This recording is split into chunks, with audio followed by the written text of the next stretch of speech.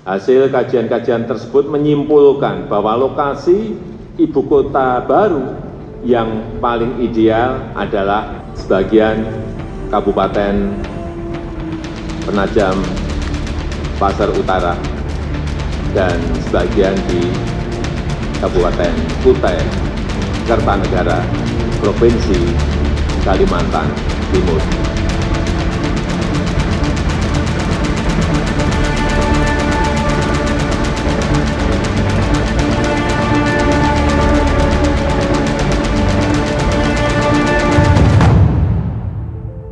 Baru-baru ini, Presiden Joko Widodo telah meresmikan perpindahan ibu kota negara melalui paripurna yang mengesahkan rancangan undang-undang menjadi Undang-Undang Ibu Kota Negara baru, tepatnya di Sepaku, Penajam, Pasir Utara. Nama Nusantara kemudian dipilih untuk menjadi ibu kota negara yang baru. Penamaan ini menurut sumber yang diterima, penamaan IKN dengan kata Nusantara dianggap sebagai Jawa sentris. Tapi terlepas dari itu, isu pemindahan ibu kota juga tidak lepas dari isu-isu turunan yang lain. Semisal Edi Mulyadi mencuat karena dianggap telah melecehkan masyarakat Kalimantan dengan pernyataan-pernyataan yang cukup menghebohkan. Kini Edi Mulyadi telah ditetapkan sebagai tersangka oleh Bareskrim Mabes Polri. Tapi di video ini kita tidak akan membahas itu. Kita akan lebih membahas Nusantara.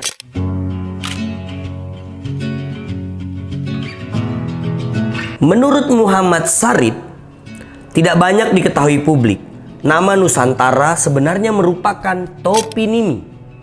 Toponimi mungkin istilah yang tidak populis, tapi menurut Kamus Besar Bahasa Indonesia, toponimi merupakan cerminan realitas internal manusia dalam pemberian nama di suatu tempat. Kurang lebih begitu. Jadi, Nusantara sebenarnya merupakan toponimi wilayah di timur Kalimantan sebelum dicetuskannya nama Kutai, tulis Syarif dalam sebuah catatannya. Nama Kutai sendiri dicetuskan oleh Aji Batara Agung Dewa Sakti, pendiri sekaligus maharaja dari kerajaan Kutai Kartanegara yang berdiri pada abad sekitar 13 Masehi. Cetusan nama Kutai sekaligus menjadi nama kerajaan Kutai Kartanegara yang berpusat di negeri Jahitan Layar. Kini negeri Jahitan Layar bernama Desa Kutai Lama, Kecamatan Anggana, Kabupaten Kutai Kartanegara.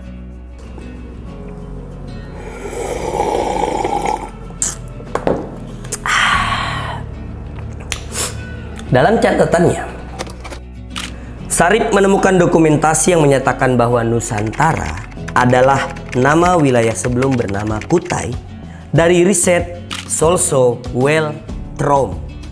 Itu terjadi pada tahun 1888. Solso Well-Trom diketahui adalah seorang ilmuwan berkebangsaan Belanda. Pernah menjabat sebagai asisten residen OS Borneo. Well-Trom termasuk orang yang turut meneliti manuskrip Salasilah Kutai. Hasil riset Trom, ia menulis berdasar tradisi lisan warga setempat. Sebelum Kutai menjadi nama kerajaan, kala itu wilayahnya menyandang nama Nusantara. Teks asli versi Trom tertuang dalam bukunya berjudul Uit de Salasila van Kutai adalah Nusantara. Sementara itu, ilmuwan lainnya, S.C. Knevert, mempublikasikan penelitian tentang Kutai pada tahun 1905. Makalah yang ia tulis berjudul Beheersing van de Ondraf Deling Kutai. Itu masih ditulis dalam bahasa Belanda. Knevert juga menulis bahwa menurut cerita penduduk asli, dulu daerah itu disebut Nusantara. Catatan sejarah milik Muhammad Syarif akan menabrak pemahaman tentang Nusantara yang selama ini sudah terpahat di benak masyarakat Indonesia. Berbagai literasi menyampaikan bahwa nama Nusantara lahir di masa kerajaan Majapahit sekitar abad ke-14. Era kemasyuran Mahapatih Gajah Mada, istilah Nusantara digunakan dalam konteks politik. Kawasan Nusantara terdiri dari gugusan atau rangkaian pulau yang terdapat di antara benua Asia dan Australia, bahkan termasuk Semenanjung Malaya. Nusantara tercatat kala Gajah Mada memekikkan palapa yang menggetarkan bumi kala itu. Sumpah Palapa diucapkan saat upacara pengangkatan Gajah Mada menjadi Patih Mangkubumi Majapahit. Kata Nusantara juga disebutkan dalam kitab Nagara Kretagama yang ditulis oleh Empu Prapanca pada tahun 1365. Kitab Negara Kretagama mungkin bisa menjadi adalah kakawin Jawa kuno yang paling termasyur. Dalam kitab karya Empu Prapanca itu, Nusantara adalah wilayah yang masa sekarang itu mencakup Sumatera, Kalimantan, Nusa Tenggara, sebagian Sulawesi, dan pulau-pulau di sekitarnya. Sebagian juga termasuk Kepulauan Maluku dan Papua Barat. Nusantara juga mencaplok wilayah negara tetangga seperti wilayah Malaysia, Singapura, Brunei, dan sebagian kecil wilayah Filipina. Tentunya Filipina bagian selatan. Jelas sekali pengamatan kata Nusantara di era Majapahit kerap dianggap sebagai politis. Penyemangat bagi daerah yang tunduk di bawah bendera Imperium Majapahit.